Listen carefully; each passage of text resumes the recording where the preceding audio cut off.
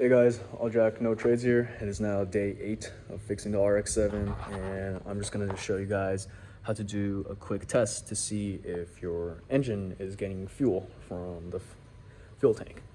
Now, there are two hoses right here. This is the main hose. This is the one with the little clamp here. This is the return hose. So the main one is fuel goes in, return, fuel goes out. At least that's what I assume. So to get this out, we're gonna use some needle nose pliers, pinch that, move it up, we'll pull out the hose, we'll put it into this container. I know when it's gasoline, you're not supposed to keep it in plastic for a long time, but it's okay, we're just checking if there's fuel. And then after that, we're gonna turn the ignition, see if there's fuel going into the engine.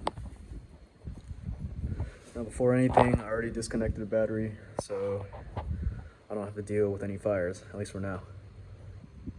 Also, a little trick I learned now that I moved this clamp up is if like a hose is stuck, you get some pliers and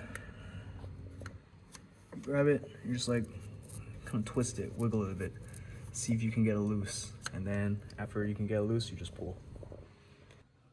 Okay, so this is the main fuel hose right here. This is my container. Angle it right there. Put it in here.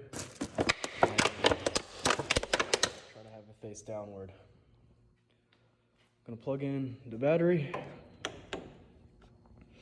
Now, I know the engine won't start. I'm not sure if there's gonna be fuel, so we'll see. So let's just get this thing started right here.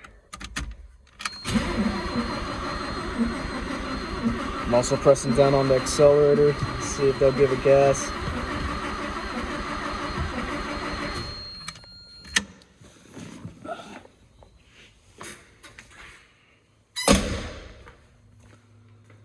Alright. Yeah, so I don't think we're getting in fuel. It's probably an issue with the fuel pump.